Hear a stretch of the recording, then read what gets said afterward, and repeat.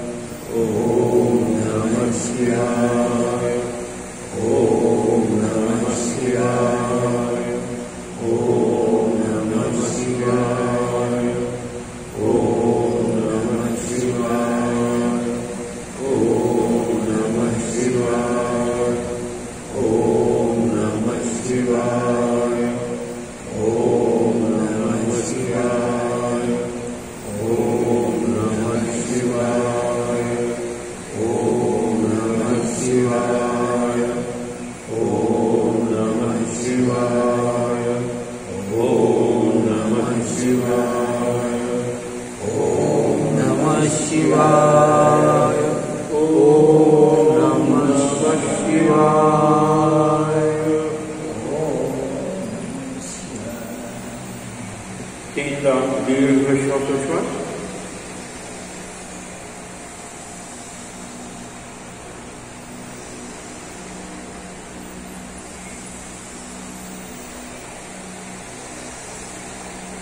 हातावर हात सोडूया आणि ते हात चेहऱ्यावर डोळ्यांवर सोडूया. सावकाश डोळे उघडून समोर असलेल्या सद्गुरूंचं, ज्यात ब्रह्मा विष्णू महेश सर्वांचं दर्शन होतं, शांतपणे दृष्टी स्थिर करून त्यांचं दर्शन घेऊया. श्रीराम समर्थ. श्रीराम. गोमंतेश्वरात हे ऐतिहासिक मंदिर म्हणलं, सांस्कृतिक मंदिर म्हणलं आणि आध्यात्मिक मंदिर म्हणलं. ऐतिहासिक का? कारण काळाच्या ओघात त्याला इतिहास आहे म्हणून. सांस्कृतिक का? या मंदिराच्या माध्यमातून अनेक सांस्कृतिक कार्यक्रम, सण समारंभ साजरे केले जातात. आणि आध्यात्मिक का? कारण इथे आध्यात्मिक उपासना केली जाते. विशेषतः तुम्ही इथे जे पुरोहित आहात किंवा पुजारी आहात, तुम्ही तीनच तुमचं आध्यात्मिक. एरवी प्रत्येक मंदिराला असं आम्ही म्हणतोच असं नाही, पण इथे आध्यात्मिक उपासना होते. स्वतः जे अर्चक आहेत, पुजारी, त्यांचीही आध्यात्मिक उपासना होते. ते कुटुंबच अध्यात्माचं आहे. त्या कुटुंबाला एक सद्गुरू आहे. कदाचित या सर्व गोष्टींमुळे आज अगदी अचानकपणे कुणीही न ठरवता हा योग इथे आलेला आहे. साहजिकच शिवाचं घर मंदिर आहे, शिवाचा परिसर आहे आणि शंकराचार्य म्हणजे साक्षात शिवाचे अवतार आहे. तर शंकराचार्यांनी जी अनेक स्तोत्र रचली, त्याचं एक स्तोत्र आहे नमः शिवाय. हा जो पंचाक्षरी मंत्र आहे, त्या मंत्रावर त्यांचं स्तोत्र आहे. शंकराचार्य म्हणजे काय हो? त्यांची प्रतिभा केवढी. ओम नमः शिवाय हा 6 अक्षरांचा मंत्र आहे. नमः शिवाय हा 5 अक्षरांचा मंत्र आहे. म्हणून षडाक्षरी मंत्र आणि पंचाक्षरी मंत्र. आपण पंचाक्षरी घेतलेला आहे नमः शिवाय. एक गंमत म्हणून तुम्हाला सांगतो की ज्या वेळेला 10वीपर्यंत विद्यार्थी एकत्र असतात, 11वीला हायर सेकंडरीला निर्णय ठिकाणी जाणार असतात, तर शेवटी त्यांच्यापैकी काही जण ऑटोग्राफ, आता या गोष्टी कमी झाल्या कारण पर्सनल रिलेशनशिपच कमी झालेली आहे. आणि तुला कशाला विसरणार आहे? फक्त उचललं की जगात तू कुठे असलीस तरी मला भेटणारच आहे. किंवा आपली स्टेटस असणार आहे, आपलं फेसबुक असणार आहे. फेसबुक जर असेल तर फेस टू फेस यायची गरज नाही. हे लक्षात ठेवा. फार मोठा विचार आहे हा. ही फार मोठी आपली क्षती म्हणजे हानी झालेली आहे. असू दे, त्याच्यावर विचार न करता ही एकंदर कशी उपासना ठरवणार आहे. अनेक ठिकाणी आम्हाला हा अनुभव येतो आणि मग त्याचं सगळं श्रेय खरं म्हणजे आपण जे ठरवलेलं आहे ते पूर्ण होणं, त्याचं श्रेय तर दिलंच पाहिजे सद्गुरूंना आणि परमेश्वराला. आपण जी हे आमंत्रण पत्रिका काढतो लग्नाची, कार्यसिद्धीस नेण्यास श्री समर्थ आहे, हेच वाक्य असतं. पण तरी सुद्धा आपण प्रयत्न केलेले आहेत. कार्यालय ठरवलेलं आहे, मुहूर्त ठरवलेला आहे, मुलगी मुलगा यांची निवड केलेली आहे. पण ह्याला आशीर्वाद कोणाचा? आशीर्वाद सद्गुरूंचा पाहिजे. तर आजची ही उपासना अशी आहे. आपण काय करूया? हे जे स्तोत्र आहे आणि शंकराचार्यांनी लिहिलेलं ते स्तोत्र म्हणूया. मी एक एक ओळ तुम्हाला सांगतो आणि ती एक एक ओळ तुम्ही नक्की म्हणा. सोपं आहे. शिव पंचाक्षर स्तोत्र असं या स्तोत्राचं नाव.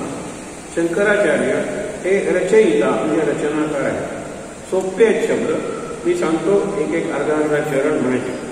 नागेंद्र हाराय त्रिलोचनाय, नागेंद्र हाराय त्रिलोचनाय, भस्मांगरागाय महेश्वराय, भस्मांगरागाय महेश्वराय, नित्याय शुद्धाय दिगंबराय, नित्याय शुद्धाय दिगंबराय, तस्मै नकाराय नमः शिवाय, तस्मै नकाराय नमः शिवाय, मंदाकिनी सलिल चंदन चर्चिताय, मंदाकिनी सलिल चंदन चर्चिताय, नंदीश्वर प्रमथनाथ महेश्वराय, नंदीश्वर प्रमथनाथ महेश्वराय, मंदार पुष्प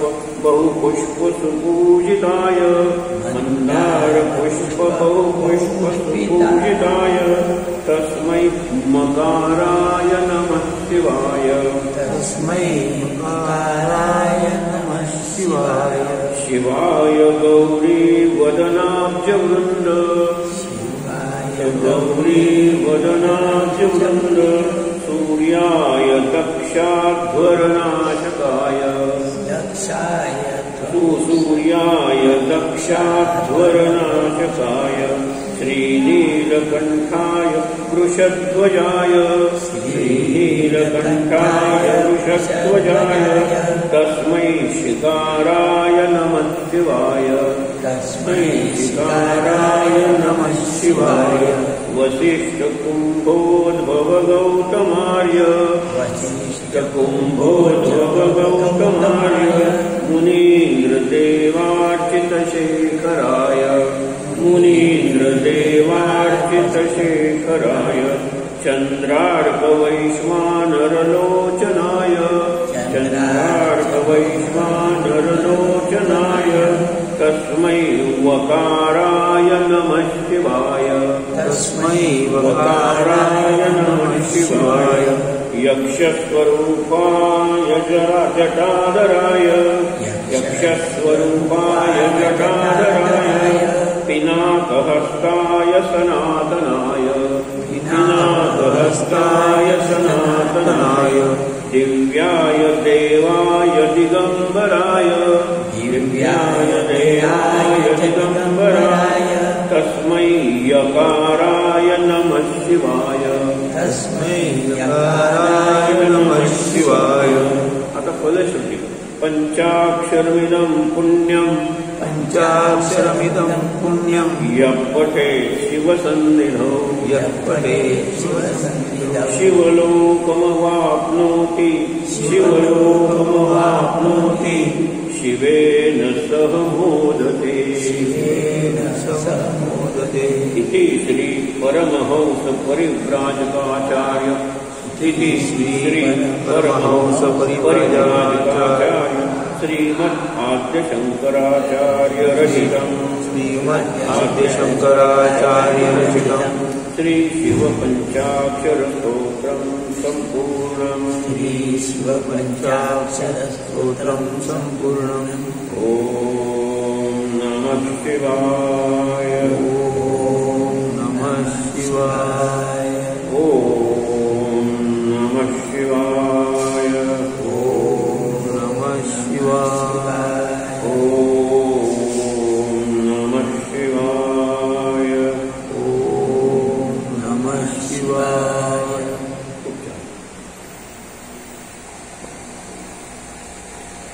आपण सुरुवातीला एक उदाहरण सुरू केलं होतं.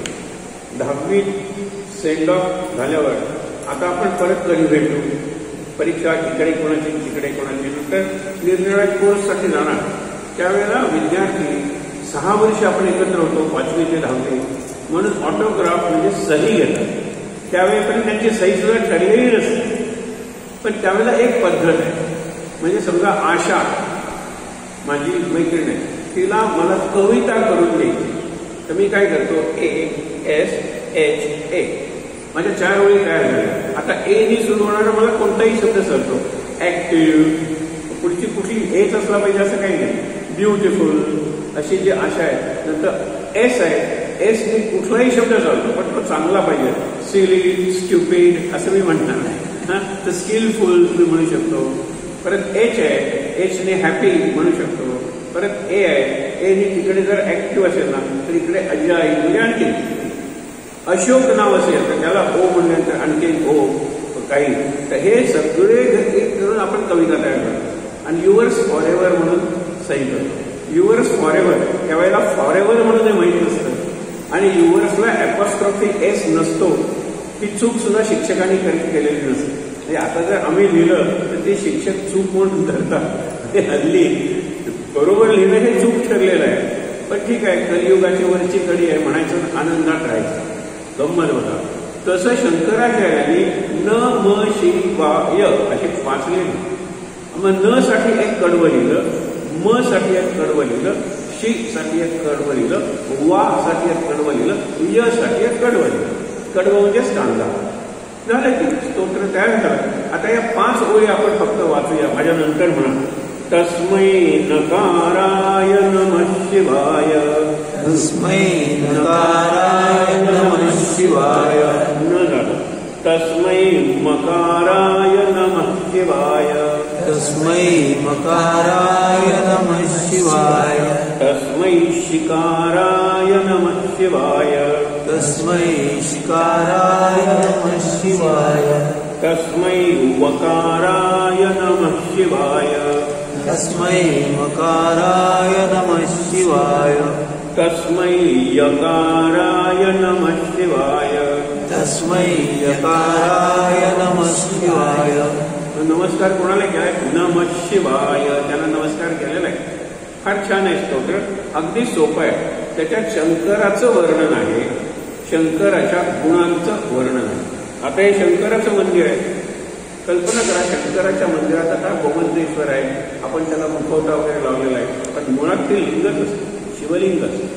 शंकर पार्वती गणेश आणि पहिला त्याचा षडानन किंवा स्कंद हा मोठा भाऊ गणेशाचा ते कुटुंब आहे हे लक्षात ठेवा कुटुंब ही एका अर्थाने एक उपाधी आहे उपाधी म्हणजे काय काहीतरी बदल आहे शुद्ध रूपात नाही आहे एक एक उपाधी लागतात शुद्ध दूध पीक येतो विनोबानी म्हणलंय पूर्वी असायचं आपण काय म्हणतो की वाढलं दूध काढलं की पीक तर ते गरम असतं ठेवायला कारण गाईच्या शरीरातून आलेलं असतं तर ते जे आहे ते दूध आता जुनं झालेलं आहे आता ते दूध तापवलं जातं ते काढले जाते क्रीम आणि नंतर प्लास्टिकच्या पिशवीतून ते दूध आपल्यापर्यंत मिळतं हे अगदी सोपं समजायला पण त्याचबरोबर मुख्य काय आपण ज्याला निरस दूध म्हणतो धारोष्ण दूध म्हणतो त्याच्यात किती जिवंतपणा आहे त्याच्यात किती जिव्हाळा आहे म्हणून शिवसन्निधौ तुम्ही हे स्तोत्र म्हणलं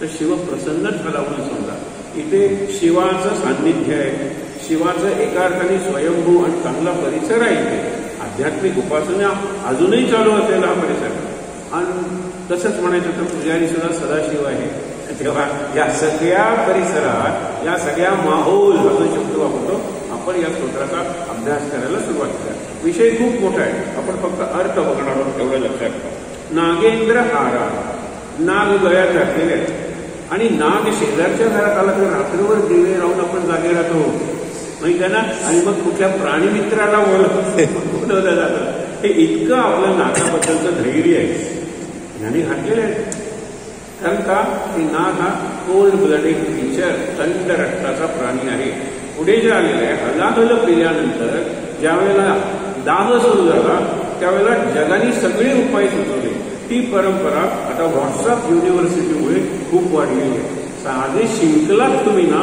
आजूबाजूला 5 लोक असतात तर निदान 50 उपाय सांगतात आणि मी करून पाहिलंय आजोबांनी कोण सांगतो फक्त उजवा नागपुरीतून शिंकलायत ना मग उजवा पाय पाण्यात घालून बसा गरम पाण्यात अशा प्रकारचे उपाय सांगितले जातात आणि ते सगळे केले तर सर्दी बरोबर पण हे उपाय नको आपण म्हणतो ना भीक नको पण कुत्रा हवं तसं रिमेडी इज वर्स दॅन द डिसीज पण ऐकावे जनाचे पण करावे मनाचे सांगणारा तुका काय मूर्ख होता का हल्लीच्या जगात तर ते जास्त खरं झालेलं आहे तुकाराम हा जास्तीत जास्त आपण म्हणतो ना कालसंगत म्हणजे रेलेव्हंट व्हायला लागलेला आहे त्या विचारांनी सांगितलं त्यावेळेला त्याच्यानंतर 350 वर्ष वगैरे झाली 400 तर त्याचं किती खरं ऐकावे जनाचे तरी करावे मनाचे म्हणजे मनातल्या मनात उगीच तुम्ही तरी सांगितलं म्हणजे ऐकणारे तुमचं अशा गर्जना करू नका कारण सांगणारे तुमची सासू असते सासरे असतात सगळे असतात ऐकावे जनाचे शांतपणे मनातल्या मनात करावे मनाचे आणि त्यांनी विचारलं तुम्ही तो करून बघितलात का महाराज तो पाव आपण पुन्हा देवाचं पाव तुम्ही करून बघितला कारण मी खोटं बोलतोय उजवा पाय 3.5 मिनिटं डावा पाय 7 मिनिटं पाण्यात घालून कोणाच्या लक्षात राहणार आहे आणि असलेच उपाय असतात ते सगळे म्हणून तुम्हाला नागेंद्र हाराय त्याला सांगितलं की तुला जळतोय ना तर तू नागांचा स्कार्फ त्यांनी घातले नाग आता नागेंद्र आहे ह्याच्यावर तेवढं चिंतन करायला पाहिजे हा नाग म्हणजे काही जण म्हणतात वासुकी वासनांचा नाग आहे आणि वासुकी हा कितीही लांब मग मत्स्यावतारात वासुकीची दोरी बांधलेली आहे त्या मत्स्याचं जे शिंग आहे देवमासा आणि यांनी केलेली नौका याला बांधलेली आहे किंवा समुद्रमंथन केलं जातं त्यावेळेला दोरी बांधलेली वासुकीचीच असते तुम्हाला माहीत नसेल पण आज खरंच गुगलवर किंवा याच्यावर वासुकी घालून वासुकी ट्रेन म्हणा, किती शेडव्याची ट्रेन आहे. म्हणून आपल्या सध्याच्या काळात गेल्या 10-1 वर्षात भारताने जे काय केलेलं आहे ते आलंच नाही लोकांपर्यंत. हा केवढा पराभव आहे, केवढा पराभव आहे. मी एक जे बघतो ना, अरे थक्क करणार आहे. कालची घटना तुम्हाला सांगतोय, आपण काही राजकारण करत नाहीये. एक ज्या विमानाने स्टेल्थ म्हणतात त्याला, स्टेल्थ म्हणजे रडारवर सापडत नाही, स्टील म्हणजे चोरणे, ते विमान स्वतःला चोरतं, रडारवर सापडत नाही. भारताची अत्यंत भीती अमेरिकेला वाटायला लागलेली आहे. भारत आणि Russia can challenge America and China together, ही त्यांची भीती आहे. म्हणून 4-5 दिवसापूर्वी किंवा आठवड्यापूर्वी अमेरिकेने आपलं एक विमान स्टेल्थ, की ज्याच्यावरून त्यांनी इराणवर बॉम्बार्डिंग केलं ना, त्यांचे जे न्यूक्लिअर एस्टॅब्लिशमेंटचा बॉम्ब टाकले त्याच्यावर, ते केरळमध्ये आणलं. तिथे ठेवायचं 1-2 दिवस, त्याचे सगळे फोटो काढायचे, ते अमेरिकन याच्यावर दाखवायचे आणि नंतर घेऊन जायचं. कसं तुम्ही एअर सुप्रिमसी म्हणता. आपला जो एअर डिफेन्स सिस्टम आहे, तिकडून 100 ड्रोन जर आले तर एका दुसरा खाली पडत होता, बाकीचे 95 आपण हवेत डिस्ट्रॉय करत होतो. एअर डिफेन्स सिस्टम भारताची आणि इस्रायलची सगळ्यात चांगली हे जग मान्य करत असताना भारताची कशी, आमचं विमान तिथे जाऊन उतरलं, तिथे राहिलं आणि ते झालं, परत गेलं. तुम्हाला कळलं सुद्धा नाही. अशा कुठल्या तरी भागात ते विमान उतरवणार होते. एवढा अभ्यास, उपग्रहांचा वगैरे सगळा अभ्यास. पण एअर स्पेसमध्ये इंडियाच्या प्रवेश करण्याच्या आधी आपल्या रडारने त्याला पकडलं आणि सांगितलं, तुमचं विमान चुकून आमच्या हवाई कक्षेत प्रवेश करतंय. काय हेतू आहे तुमचा? हेतू जो आहे तो सांगा, कुठेतरी नोंद केलेलीच आहे, आम्हाला तो सगळा डेटा द्या आणि मगच आम्ही तुम्हाला करू. कारण तुम्हाला आमच्याकडे यायचं असेल, आमची परवानगी घेतली पाहिजे. तुमचं फ्युएल कमी झालेलं असेल, आम्ही तुम्हाला फ्युएल भरून देतो. तुमचा दुसरा कुठे मैत्रीचा उद्देश असेल, यू आर मोस्ट वेलकम, नाहीतर we will destroy you in space. हा मेसेज गेल्यानंतर त्या विमानाने पहिल्यांदा सांगितलं, आम्हाला प्रॉब्लेम झालेला आहे, क्रॅश लँडिंग, इमर्जन्सी लँडिंग करायला परवानगी द्या. म्हणून केरळमधल्या त्या तिरुवनंतपुरम परवानगी दिली. आमचं फ्युएल कमी झालेलं आहे. किती खोटं बोलत होते, आमचं फ्युएल नाही, आमची टायर्स जॅम झालेली आहे. आपल्या सगळ्या तंत्रज्ञाने बघितलं काही झालेलं नाही, हे विमान उडत नाही आहे वरती. आम्ही उडवून दाखवतो की म्हणाले, काय उडत नाही. त्यांच्या सगळी एक्सक्युजेस कुठे, ही कालची घटना आहे, ही कालची घटना आहे. अत्यंत पराभूत मनस्थिती, हा आपला अत्यंत कावा, म्हणजे चाणक्याने असल्या गोष्टी सुचवल्या ना. शत्रूची यंत्रणा किती सक्षम आणि समर्थ आहे हे बघण्यासाठी असा एखादा प्रयोग करा, जो सध्याच्या अमेरिकेचे जे काही निर्णय करणारे त्यांनी केला. पण पूर्णपणे तो नैराश्य पडले. पण झालं काय माहिती ना, ते जे स्टेल्थ विमान आहे ते आपल्या रडारवर नक्की येणार नाही अशी आपल्याला खात्री होती, पण आपल्या रडारवर आले की होते. म्हणजे इंडियन डिफेन्स सिस्टीम किती घाणेरडे सिद्ध करण्यासाठी केलेलं. आमची सिस्टीम इतकी चांगली आहे, हा साक्षात्कार आम्हाला करून देण्यासाठी. म्हणून सांगतो, ही संस्कृती आहे ना, अजेय संस्कृती आहे. गवत जितकं पायदळी दुर्वाळ, दुर्वांच्या बाबतीत म्हणतात, इतकं पहिली पावसाची सर आली ते उसळून वर आहे. अशी भारताची संस्कृती जितकी तुडवाळ तितकी ती जास्त तेजाने उसळून वर येणारी आहे. आणि आत्ता तो कालखंड सुरू आहे. असा एखादा बदल करायचा असेल त्याची किंमत द्यावी लागते. जग आता भयंकर दुष्ट आणि भयंकर साधनाने मुलींना संपन्न, किती साधन आहे. बटन दाबलं तरी गोष्टी होऊ शकतात, संवाद होऊ शकतो. त्यावेळेला शंकर हीच आपली देवता असली पाहिजे उपासनेची. शंकर, शम म्हणजे शांती आणि शम म्हणजे कल्याण करणारी देवता आहे. शिव, शिव म्हणजे पवित्र, सत्यम शिवम सुंदरम. शिव ही हाताची देवता आहे. सत्य ब्रह्मदेव ही ज्ञानाची देवता आहे. आणि विष्णू आपण म्हणतो ना, ती साधिका हृदयाची प्रेमाची देवता आहे. शिव जो आहे त्याच्याशी आपण म्हणतो ना पहिल्यांदा, the true, the good and the beautiful. The true is सत्य, द गुड इज आपण म्हणतो शिव. शिव हा चांगला आहे, शिव हा पवित्र आहे. शिवम भूत्वा शिवम यजे, म्हणजे पवित्र बनून तुम्ही शिवाची पूजा करा. हे जे सूत्र आहे ते खरंच चांगलं आहे. मग लक्षात ठेवा की कुठल्या देवताची पूजा करायला आपण क्वालिफाईड आहोत. बघा ना, एलिजिबल आहोत. मला तरी वाटतं तो खापरेश्वर वगैरे जे असतात ना, किंवा सीमापुरुष त्यांना रोट वगैरे घालतात अमावस्येच्या रात्री, त्याची सुद्धा पूजा करण्याची योग्यता आपली नाही. शिवम भूत्वा शिवम यजे, म्हणजे निदान आत्ता मी अशिव आहे, पण शंकराची मी पूजा करायला लागलेलो आहे किंवा पूजा करण्याची संधी मिळालेली आहे. माझा शिवत्वाकरता प्रवास सुरू झालेला आहे. हळूहळू माझ्यातलं अशिव म्हणजे जे अपवित्र आहे, अशुद्ध आहे, ते कमी होईल आणि जे पवित्र आणि शुद्ध आहे ते वाढत जाईल. एवढं तरी मी करायला पाहिजे. नागेंद्र हाराय त्रिलोचनाय, 3 डोळे आहेत त्याला. 3 डोळे कुठले पुढच्या याच्यात सांगितलेलं आहे. भस्मांगरागाय, अंगराग म्हणजे उठणं वगैरे आपण जे लेप लावतो त्याला अंगराग. अंगराग आपल्याला बाकीच्यांचा अंगराग विष्णूचा काय असेल, कस्तुरी घेतलेली आहे, वेलची घेतलेली आहे, कापूर घेतलेला आहे, त्यातून केलेलं उठणं. विष्णू म्हणजे राजस आहे ना. खरं बघितलं विष्णू सात्विक आहे, राजस ब्रह्मदेव आहे आणि तामस शंकर आहे. पण समजायला म्हणून सांगतो काय विष्णूचं वैभव आहे नाही ना.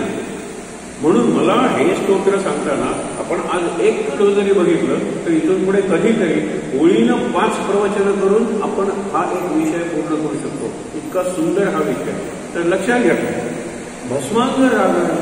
भस्म हा अंगराग आहे. चिताभस्म, भस्म चर्चित म्हणजे भस्म लिंपलेलं असं शिवाचं स्वरूप आहे. त्याला उठणं वगैरे काही लागत नाही, कारण तो स्मशानवासी आहे. ज्यावेळेला त्यांनी अवचित अलग जे उठले ते किंवा असुरपणे प्राशन केले, असुरवृत्ती घेतली, तमोवृत्ती घेतली. मग लोक म्हणाले की आता एक लक्षात घ्या की तुमचा दाब व्हायला लागला ना, बर्फ लावा. हा व्हॉट्सअपचा पहिला उपाय. मी का सांगतो या परिस्थितीत, तुम्ही जितकं कमी तुमचा अवलंबन डिपेंडन्स याच्यावर कराल तितके ऑटोमॅटिकली तुम्ही उपासनेच्या या युनिव्हर्सिटीत वरती जाल. ह्या ज्या युनिव्हर्सिटीला खाली देणारे आहे, म्हणजे खाली जर मणक्याला छिद्र असेल तर मणकं कधी भरणार नाही आणि भरलं तर कधी झिरपून जाईल तुम्हाला कळणार नाही. या गोष्टी बंदच केल्या पाहिजे.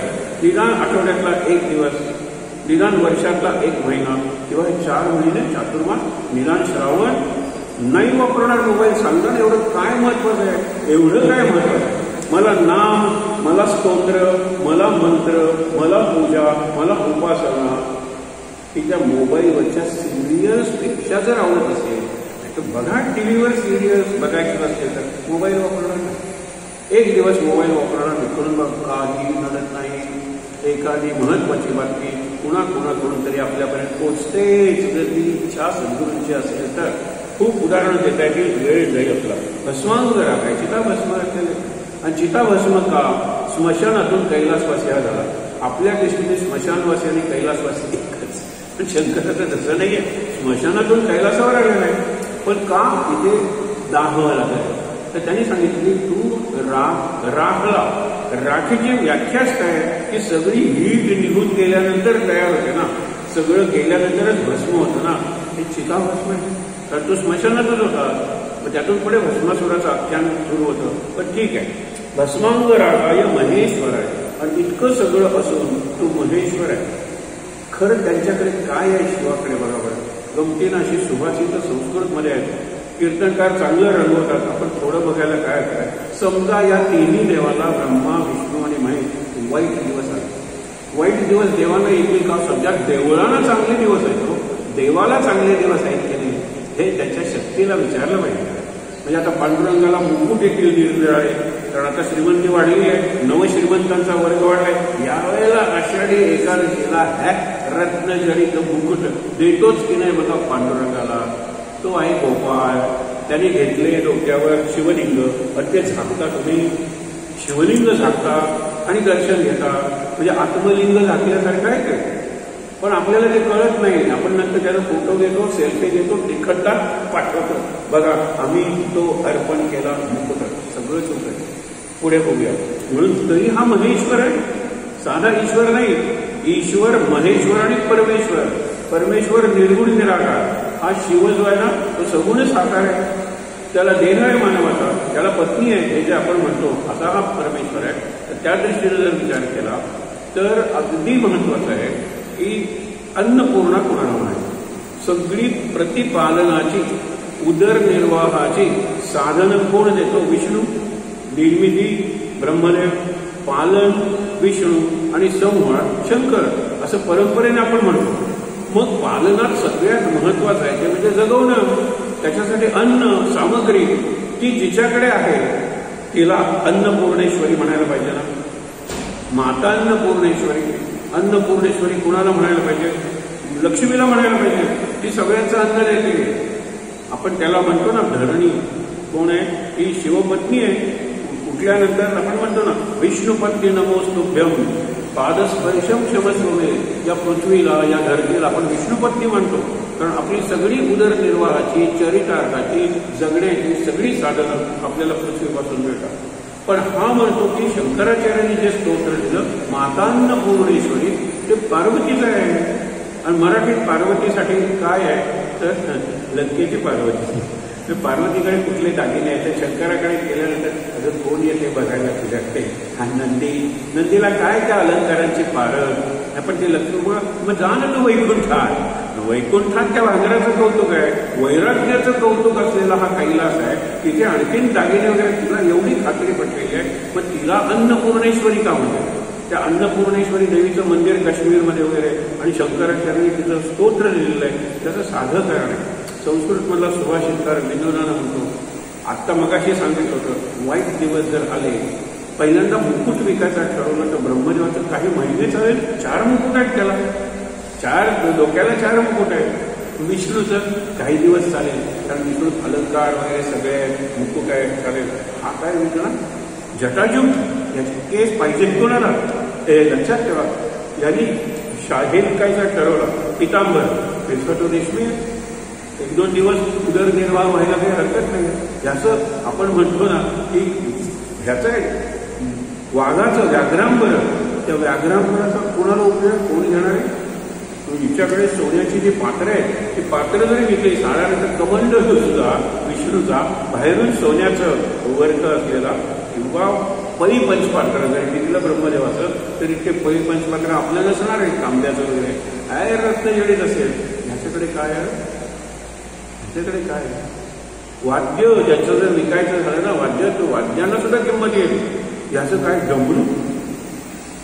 प्रत्येक गोष्ट बघा ह्याच्याकडे काहीच नाही.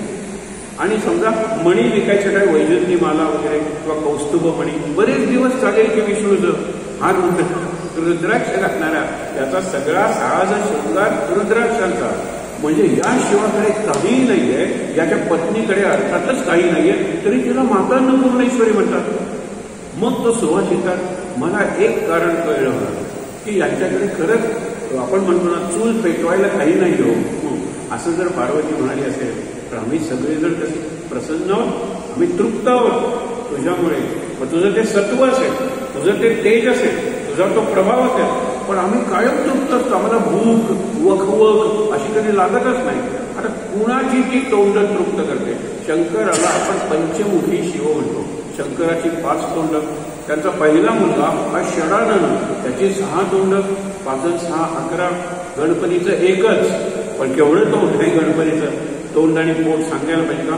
आणि शिवाय पार्वतीचं अशी 13 मुख जवळजवळ काही सामग्री नसताना प्रसन्न तृप्त समाधानी ठेवते. की पार्वती शक्ती आहे ना त्याला माता अन्नपूर्णेश्वरी म्हणतात. हे शंकराचं वैभव आहे. आणि त्यामुळे शंकराचार्य सांगितलं नित्याय शुद्धाय दिगंबराय.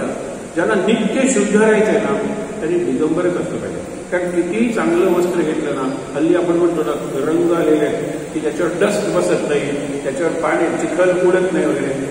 वस्त्रच नाही म्हणल्यानंतर काय मिळणार आहे माझं? अंगावर धूळ बसली ती काढली अंघोळ केली निघून गेले. आणि म्हणून ते दत्तात्रेयाला आपण अवधूत म्हणतो. सतत धुतलेला जात असतो. भूतकाळ धुतला गेला भविष्यकाळाच्या चिंता वगैरे धुतल्या गेल्या. वर्तमान मी अवधूत असल्यामुळे अखंड वर्तमानात आनंद आहे. अखंड वर्तमान म्हणजे दत्तात्रेय. अखंड वर्तमान म्हणजे शिव. अखंड वर्तमान म्हणजे गुरु. गुरुला काही भूतकाळ आणि भविष्यकाळ नाही. आपण गुरुची इतकी वर्ष साजरी करतो देहाची. गुरुला कुठे तत्व वरिष्ठ जन्मच नाही तर जीवन कुठलं सांगा बरं. हा एक विचार आहे. म्हणून सांगितलं तस्मै नकाराय नमः शिवाय. या पहिल्याच्यात नकार काही नाही, पण त्याने नम शिवाय आधीच लिहून ठेवले ना, हे पहिलं कडवं. नागेंद्रहाराय त्रिलोचनाय भस्मांगरागाय महेश्वराय नित्याय. नित्य म्हणजे त्याचे काही बदल होत नाही. शुद्धाय कायम शुद्ध आहे. दिगंबराय तस्मै नकाराय नमः शिवाय. दुसरं मंदाकिनी सलिल चंदन चर्चित. म्हणजे मंदाकिनी म्हणजे गंगा नदी. त्या नदीचं पाणी, त्या पाणी पवित्र, त्याच्यात चंदन म्हणजे असं करून गंध वगैरे तयार केला तर त्यांनी चर्चित, त्यांनी त्याचं आपण त्या ठिकाणी काढतो ना भस्माचे पट्टे वगैरे, तर तसे ते पट्टे आहेत. चंदन चर्चित आहे. नंदीश्वर प्रमथ. प्रमथ म्हणजे काय, असे प्रचंड हे आहेत त्याचे. आपण नमो प्रमथ पतये नमः म्हणतो ना अथर्वशीर्षात. प्रमथ, त्या प्रमथ गणांचा स्वामी गणेश, त्या प्रमथ गणांचा स्वामी शिव आहे. आणि प्रमथ म्हणजे प्रमाथ, मत अत्यंत आक्रमक आणि कायम विजय मिळवणार त्याचे प्रमथ आहे. तर नंदीश्वर, नंदीचा ईश्वर प्रमथ नाथ महेश्वराय. मंदार पुष्प बहु पुष्प सुपूजिताय. मंदार पुष्प, मंदाराची फुलं पांढरी असतात आणि ती शंकराला आवडतात आणि इतरही अनेक फुलांनी पूजिताय. तस्मै मकाराय नमः शिवाय. हा म, कारण न नंतर म लिहून ठेवलेला आहे म्हणून त्यांनी आकार. तिसरं शिवाय गौरी वदनाब्ज वृंद. लक्षात घ्या, त्याच्यात एक आहे. पहिलं जे अक्षर आहे ना प्रत्येक कडव्याचं नागेंद्र आहे, न आहे म्हणून तो नकाराय नमः शिवाय. इकडे मंदाकिनी म आहे म्हणून नमः शिवाय मकाराय नमः शिवाय. आता शि आला म्हणून शिकाराय. तर शिवाय गौरी वदनाब्ज वृंद सूर्य. म्हणजे गौरीचं वदन अब्ज कमल ते सूर्यासारखं जर तेजस्वी असेल तर त्याचंच आहे दक्षाध्वर. दक्ष आहे त्याचा यज्ञ पूर्णपणे विध्वंस करून टाकला. कारण दक्ष हा अभिमानी आहे. त्यांनी शंकराचा अपमान केला होता. मग त्यांनी सतीचा सुद्धा अपमान केला, कारण आमंत्रणच दिलं नव्हतं. मग सती म्हणाली ठीक आहे, ते माहेर आहे माझं. उमा म्हणे यज्ञी माझे जळाले माहेर. मराठी मालिनी नावाचं चित्रपट आहे, त्याच्यात एक गाणं फार सुरेख आहे. मग त्यांनी त्याचं गीतात रूपांतर केलेलं आहे. उमा म्हणे यज्ञी माझे जळाले माहेर. सुरेख आहे, हे लक्षात घ्या.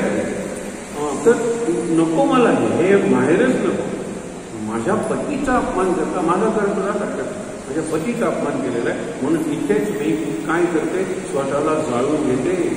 हे फार महत्वाचं. पुढे काय सांगितलेलं आहे, शिवाय गौरी वदनाब्ज सूर्याय दक्ष अध्वर. अध्वर यू हे म्हणतो ना, दक्षाध्वर नाशकाय. नीलकंठाय वृषध्वजाय. वृषध्वज म्हणजे तुमचा नंदी आहे, नंदीचा ध्वज आहे आणि नंदी आहे तुमच्या ध्वजावर नंदी आहे. आणि त्यामुळे काय की वृंद सूर्याय दक्षाध्वर श्री नीलकंठाय वृषध्वजाय. श्री नीलकंठाय, नीलकंठ आणि वृषध्वज, ध्वजावर वृष म्हणजे नंदी. नीलकंठ का झाला, हलाहल पिल्यामुळे झाला आणि त्याच्यासाठी निरनिराळे उपाय सुचवले गेले. त्यातले काही इथे आलेले आहेत. पण तो झाला निळा ना, त्याला कंठ नील बनलेला आहे. पण त्यांनी ते सगळं हलाहलाचं जे विष आहे, जहर आहे, ते त्यांनी शोषण केलं आणि आपण म्हणतो ना त्यांनी पूर्णपणे ते ॲसिम्युलेट केलं, स्वतःच्यात आत्मसात करून घेतलं. तेव्हा तो नीलकंठ झाला. कंठ नील म्हणजे त्याचा कंठ निळा येतो आणि नीलकंठ म्हणजे निळ्या कंठाचा देव. आपला दुसरा देवच नाही असा नीलकंठाचा. म्हणजे जे दूषण होतं ते शंकरांनी भूषण करून टाकलं. आपल्याला निळा कोल्हा नावाची एक गोष्ट होती. कोल्हा चुकून पडतो आल्यानंतर म्हणतो आता निळा काय, म्हणून तुम्ही निळा आकाशातून आलेलो आहे म्हणून मी राजा आहे तुमचा, विचार करा. म्हणजे तिथे दूषण आहे पण तो आपल्या चतुराईनं त्याचं भूषण करतो. कुठपर्यंत पाऊस पडत नाही तो जोरात पाऊस आल्यानंतर कंठ केले म्हणून कंठ नीलाचा नीलकंठ झाला. आज नीलकंठ म्हणून आपण त्याचा नमस्कार करतो. तस्मै शिकाराय नमः शिवाय.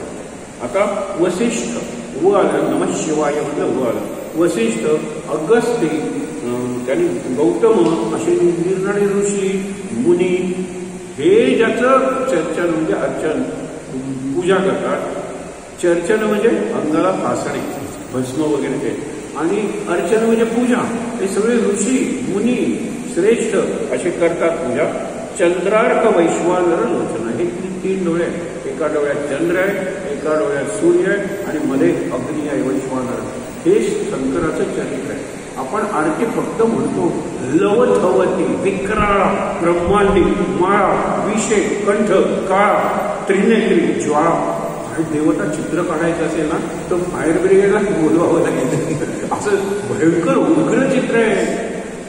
पण लगेच तुमच्या ह्याच्यात लावण्य सुंदर मस्तकी बाळा तेजुनिया जळ निर्मळ वाय झुळ हा खळखळ सुरू नाही झुळझुळ वाटे. मग हे शंकराचं रूप आहे. एका डोळ्यात चंद्र आहे, दुसऱ्या डोळ्यात सूर्य आहे आणि मध्ये अग्नी. तो अग्नी जर पेटला ना तर ते आपण म्हणतो ते तांडव असतं. ते अग्नी तांडव असतं, संहार तांडव असतं. तांडव 2 प्रकारचे आहे. आनंद तांडव आहे. आनंद तांडव बघा नटराज म्हणतो ना, काय नृत्याची देवता आहे तो नटराज. आणि नटराजाच्या पायाखाली एक तो राक्षस दिलेला असतो. आणि हा जो राक्षस आहे तो अपस्मार नावाचा राक्षस. ही सगळी कथा आहे. पण आनंद तांडव हे आपल्या जीवनात चाललं पाहिजे. नाहीतर अग्नितांडव आहेच की चालू. आज तिकडे रशिया अग्नितांडव, तिकडे इस्रायल अग्नितांडव, आपल्याकडे नुकतंच अग्नितांडव झालेलं आहे. हे विचार करूया आपण. अग्नी प्रलय वगैरे विचार करतात. शेवटचा आता यक्ष स्वरूपाय जटाधराय. यक्ष आपण म्हणतो ना गंधर्व विद्याधर, त्या माणसाच्या वरच्या योनी सांगितल्या गेलेल्या त्यांचा प्रमुख आहे कोण? जटाधर हा शंकर. पिनाक हस्ताय सनातनाय. पिनाक म्हणजे त्रिशूळ, त्याच्या हातात त्रिशूळ आहे. आणि सनातन म्हणजे पूर्वीपासून आहे, त्याच्यात बदल नाही ना. म्हणून सत्य सनातन नित्य नूतन चिरंतन हे जे आहेत ना हे सगळे सनातन शब्दाचे अर्थ आहेत. आणि त्यामुळे सनातन हल्ली आपण आपल्याला म्हणायला लागलेलं मी सनातनी आहे, मी सनातनी हिंदू आहे. हा जो सनातन आहे ना तो आत्ता तुम्हाला सांगितलं ना की सत्य सनातन नित्य नूतन चिरंतन आर्य वैश्विक धर्म हे माझ्या धर्माचं वर्णन आहे. हे माझ्या धर्माचं नाव आहे. हिंदू आला शब्द कुठून? मग आता त्यातला महत्वाचा शब्द निवडला पण कधी बदलत नाही. सनातन असं तत्व आपण घेतलं. आणि आता सगळेजण स्वतःचा परिचय करून देताना मी सनातनी आहे. तुम्हाला सनातनी कळणार नाही. आणि मराठीतला सनातनी मागासलेला बुरसटलेला काय सनातनी हे मराठीतला अर्थ आहे. हा संस्कृतमधला अर्थ आहे सत्य सनातन. त्याच्यात कुठलाच बदल होत नाही. पण लोकांना सनातनी म्हणल्यानंतर काही कळते म्हणून हिंदू म्हणायला पाहिजे म्हणायचं. पण सनातन हा आपला धर्म आहे. तसा हा सनातन आहे. पिनाक हस्ताय सनातनाय दिव्याय देवाय दिगंबराय तस्मै यकाराय नमः शिवाय. ओम नमः शिवाय. संपलं. आता याची फलश्रुती काय? फलश्रुती पंचाक्षरमिदं पुण्यम हा पंचाक्षरी मंत्र आहे नमः शिवाय. त्याला ओम जर जोडलं तर तो षडाक्षरी मंत्र होतो 6 अक्षराचा. त्याचेही स्तोत्र स्वतंत्र आहे. पण हा पंचाक्षरी मंत्र आहे. पंचाक्षरमिदं पुण्यम यः पठेत शिवसन्निधौ. हा शिवाने बोलवला. काही न कळवता तुमच्या कुंडलीत आता शनी वक्री झालाय का माहिती? कारण आम्ही 3 जण एकदम आलो तुमच्याकडे. एरवी मजा आहे हो ही सगळी. शिवसन्निधौ हे अनेक ठिकाणी आम्ही स्तोत्र म्हणतो, अनेक ठिकाणी याच्यावर चिंतन करतो. पण शिवालयात शिवमंदिरात या सगळ्या शिवस्थानात हे लक्षात ठेवा हा सगळा शिवपरिसर आहे. अशा परिसरात याच्यावर शिवसन्निधौ शिवलोकम वापनुते शिवपंग शिलेन सह मोदते. शिवाच्या सहवासात शिवाच्या सान्निध्यात आणि शिवाच्या साक्षीनं आणि साथीनं मोदते म्हणजे आनंद तुम्ही उपभोगा हे सांगितलं. शेवटी आनंद पाहिजे. लॉटरी लागो न लागो आनंद. मुलगी मिळो न मिळो, नोकरी लागो न लागो, पास होवो न होवो मी आनंदात आहे. तर शंकराचा उपासक आहे. जरा काही झालं की तोंड याचं पडलं कसला शंकराचा उपासक? आपण फक्त पूजा करतो. आणि पुजारी हा शब्द खूप चांगला आहे. हरी म्हणजे शत्रू. पूजेचा जो शत्रू तो पुजारी. पण पुजारीचा दुसराही अर्थ आहे हरी या शब्दाचा. पण एक लक्षात घ्या बऱ्याच वेळेला आपण काय करतो हे आपल्याला कळत नाही. अर्थावर जर चिंतन झालं त्याच्यावर त्यांनी सांगितलं तुम्ही शिवाच्या लोकात राहाल. शिवलोक आहे हा हे लक्षात ठेवा. तुम्ही शिवाच्या सह राहाल विथ शिवा. शिवाच्या सन्निध राहाल नियर शिवा. शिवाच्या मधून राहाल through Shiva by Shiva above Shiva below Shiva Shiva Shiva. तसं हे आपण अनुभव घेतला. आणि हा अनुभव शब्दातून घेतला, भावातून पहिल्यांदा आपण एक जप केला होता. आता आणखीन एक माळ जप करूया. काही मंडळी आलेले ओम नमः शिवाय.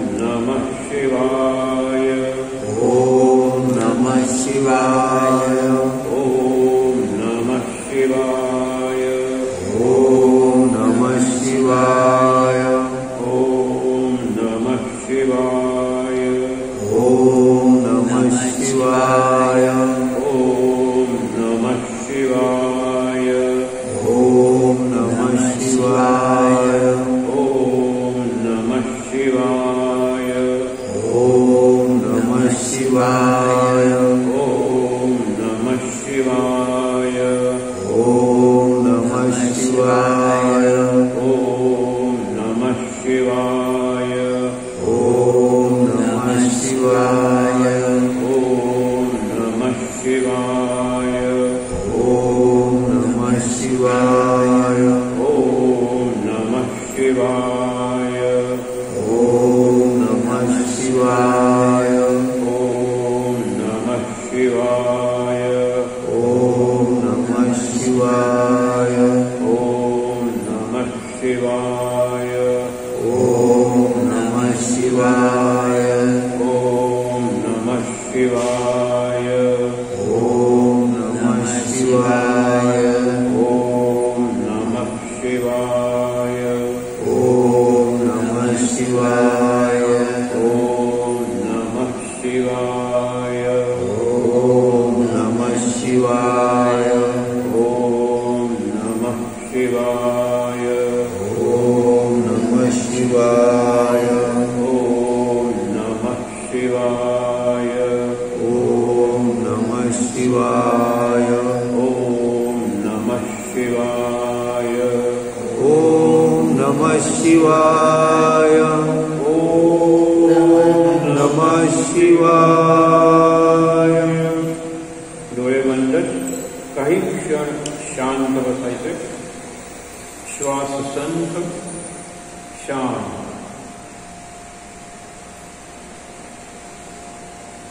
श्लोक म्हणायचा आहे सदा सर्वदा आणि नंतर शांतीपाठ ओम सहनावरतो. सगळ्यांनी बरोबर. सदा सर्वदा योग तुझा घडावा, तुझे कारणी देह माझा पडावा.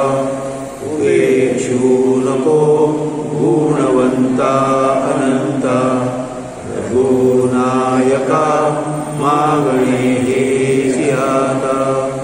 जय जय रघुवीर समर्थ. डोळे बंद ठेवून शांतीपाठ.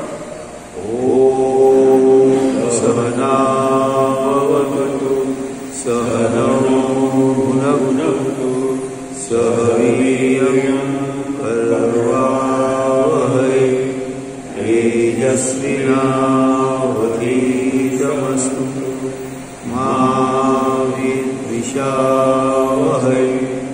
ओम शांति शांति शांति. डोळे बंद ठेवून तीनदा दीर्घ श्वासोच्छ्वास. दीर्घ डीप ब्रीदिंग 3 times.